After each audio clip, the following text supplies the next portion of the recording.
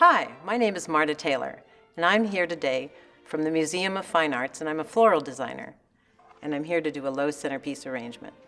So I chose this vase on purpose because it's very neutral, and it's very low so that when people are having dinner, they don't have to look at the flowers. The flowers are just sort of something pleasant in the background. And then what I've chosen as my mechanics is chicken wire. Now, chicken wire is great because, first of all, it's good for the environment. It's not like floral foam, which just doesn't disappear, and it's not good for the flowers. Chicken wire, your flowers will last a long time.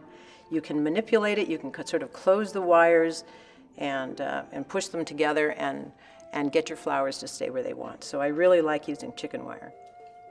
So first I'm going to put, I sort of think of this as my points of direction. It's sort of your line. In flower arranging, we call it the line. And this is just going to sort of give the floral arrangement some form. This is going to be right in the front. I like to sort of have things hanging over the vase to get rid of the hard line of the vase. The next thing I'd like to start with are my leaves, lemon leaves. And the thing about leaves, or any kind of flower arranging, is to first, I always lay things out so I can sort of see what direction they're going in. And that way, I know where it belongs in the arrangement. So I learned that from Ikebana, Japanese flower arranging. And so if you just sort of look, things just sort of tell you where they belong in the arrangement. It's very sort of loose flower arrangement.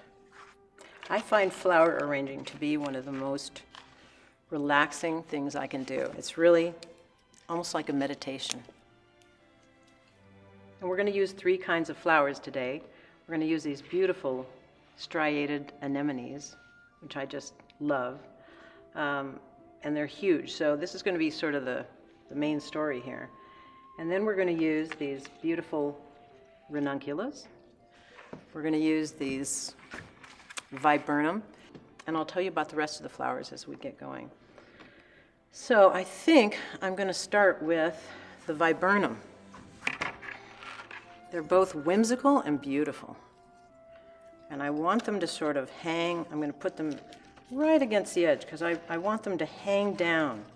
So you kind of have to see where everything is going to lay. Sometimes you just have to put it on the other side of the vase or turn the flower around. But what I want these to do is I want them to, again, sort of just hang in a very relaxed way. I sort of feel like if I'm doing a very relaxed centerpiece, that the guests will be relaxed at the dinner party, and that's what you want. And also, it's very important when you're getting things in a vase to remove the things that are going to be under the water, because otherwise they will cause your flower arrangement to degrade more quickly. It won't last if you have a bunch of plant material in your water. So be sure to get all the stuff that's on the bottom that's going to be sitting in the water out of there. So right now I'm looking for the absolute most beautiful, and I think it's this one. And all right, so let's put this one right in the front. So I'm going to have that one just opposite so that I'm almost echoing what I'm doing on either side, because there's people all around this. It's not a one-sided arrangement. As you go along, you see something that bothers your eye, change it. So let's add another element. I think we'll go with the hellebore. Now, I love using hellebore because hellebore has a very natural look to it. It almost looks like you just sort of plucked it right out of the garden and you're just bringing it right in. And actually, hellebore is something you can pluck right out of the garden because it grows very well in Massachusetts.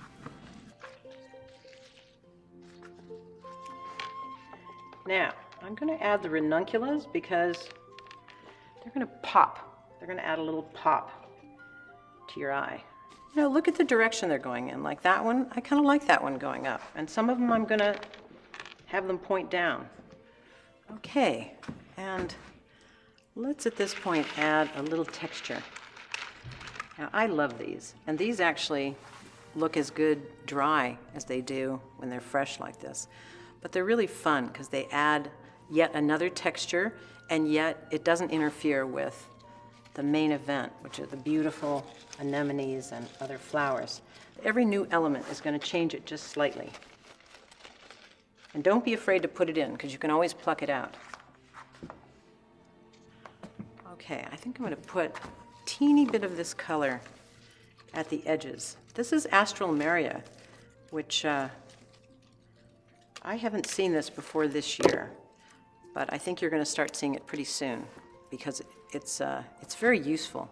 It's very pretty, and it doesn't look like the normal Astral Maria. It looks a little more delicate, almost like something you might see growing wild. So I'm just going to take this, just use it to get a little color and extend it out to the end here. Once again, we have ranuncula, hellebore, anemone, viburnum, some eucalyptus, and some lemon leaves. That's it. So thank you for being with me today, and I just want to invite you to come into the museum. There's always lots of flowers to give you ideas and inspiration for your own arrangements. And next time you have a party, get out in your garden and enjoy yourself.